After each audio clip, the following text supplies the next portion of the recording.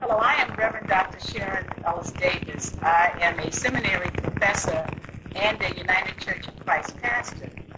However, I recently retired after 31 years of law enforcement and chaplaincy within the Chicago Police Department. And I wanted to talk about today, during the 16 days of activism, I wanted to bring particular attention to gender-based militarized violence by uniformed police personnel, such as in the armed force, prison guards, and police officers. This gender-based violence is not rooted in any recognized conflict. Rather, it is entangled in the understanding of whether it's explicit or implicit, that because of my uniform, because of my status, because of my power and control, that I have the right to violate people, especially those who are vulnerable, like women and children. Gender violence within the police department, where I've worked for 31 years, I believe stems from the ways police officers are trained. There are skill sets within police work that does not translate into healthy relationships with family and with friends and with law-abiding citizens. There is a clear understanding, however, that aggressive behavior is necessary behavior in order to subdue offenders, in the interrogation process of suspects, in investigating crimes, aggressive behavior, interrogation, ordering people around, and violence when necessary, all part of job descriptions, are all part of skill sets. However, the extreme of this behavior comes when people use their power and use their control and use these methods in order to commit crimes of terror, such as rape and physical abuse against women, even in their own family, where there is spousal abuse in police homes. And then to compound that, they are protected with what is called a code of silence that says if you tell a fellow officer you are looking at, you are breaking an internal violation. This internal violation that you break can threaten your own safety, it can threaten your well-being, it can threaten your health, it can even threaten promotional opportunities within the department. And female uniform officers are also expected to play by these rules and keep this code of silence even when they themselves are victims.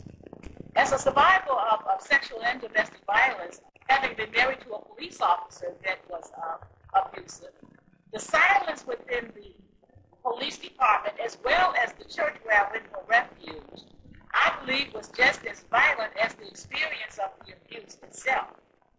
The church must be a place that teaches moral agency, that teaches gender equality and values, that allow people the agency, the ability to stand up for what is wrong in order for this silence to be broken and for violators to be held accountability. I really believe that the church has this prophetic and moral leadership, and they have the obligation to stand, and they have the obligation to ascend. And I don't believe that they have done that in the ways that they should have done it in the past, but I believe that is our job as faith community. We cannot expect the value to already be in these institutions. And even if they are the written values, they may not be the cultural values, and then people are kind of forced to be part of that culture. So if you come in with the kind of value system that understands that you're going to say no to that kind of abuse, no to that kind of, I'm not going to hold secret what should be made in public.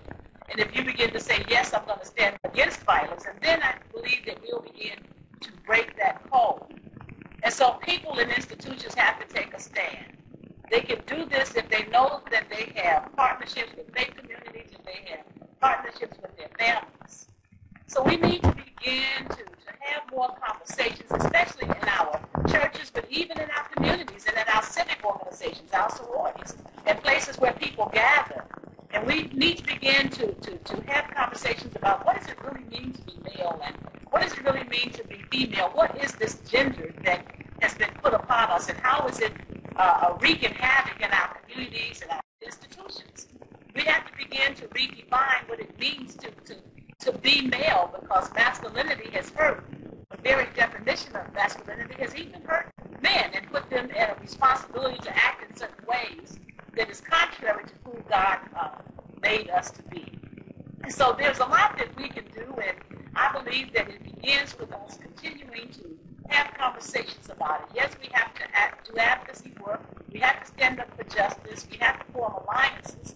But I believe we have to have more conversations to begin to change this culture of violence. And so I hope that this raises awareness on these important issues. And please, please join us in ending gender violence in our churches, in our communities, in our military institutions, in our society, and thus in the world. Thank you.